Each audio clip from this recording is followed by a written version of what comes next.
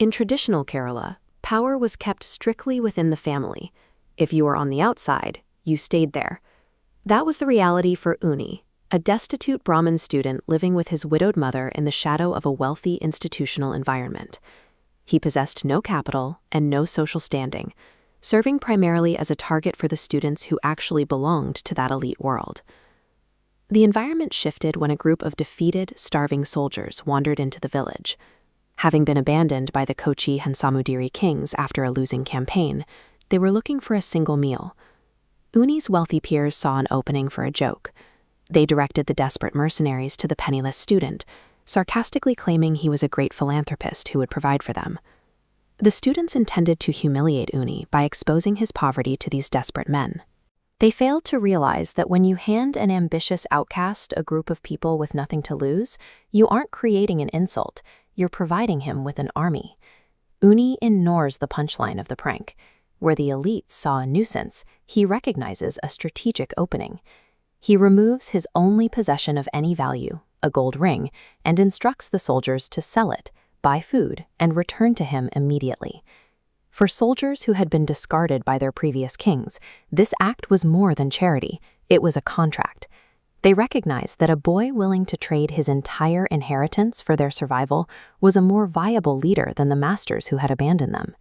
When the men return, they formally pledge their lives to Uni's service. In a single afternoon, he has converted a single piece of jewelry into a fanatical, private micro-army. True capital is rarely just money. In a volatile hierarchy, the loyalty of armed men who owe you their lives is the ultimate foundational asset for a strategist starting from zero. Uni puts his new asset to work immediately. He directs his soldiers to march straight into the estates of the exact students who played the prank on him. They strip the homes of their valuables. By morning, the social hierarchy has flipped, and the mocked student is physically holding the wealth of the privileged class. This chart shows his trade-up protocol. Uni exchanges one tier of leverage for the next. The ring bought loyalty, and the loyalty secured capital. With this step, he transitions from a local warlord to a capitalized player in the regional power struggle. Revenge is strategically useless unless it directly funds your upward mobility. Uni used his bullies as an involuntary bank to finance his own rise. However, stolen wealth and mercenaries do not equal statehood.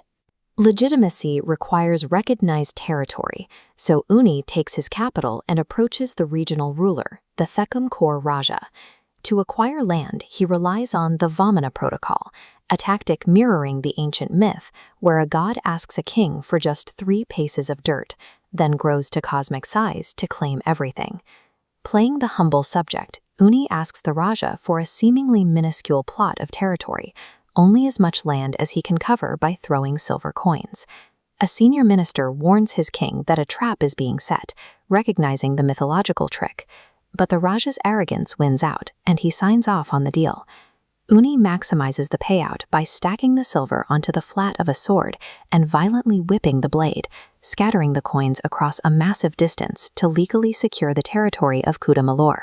Historical figures often hide their ambition behind familiar cultural myths. He let the elite's own ego create the psychological blind spot necessary to commit an audacious, legal theft. Uni now operates from a new baseline. He possesses a private army, a vault of capital, and a legally recognized fortified base of operations. He pivots from clever loopholes to hard power. He points his forces outward and launches a full-scale military campaign against the Venanadu Raja. He succeeds.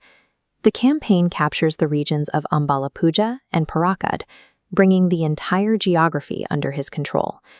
This military victory allows him to officially establish the independent Chembakassery kingdom and ascend as its Raja.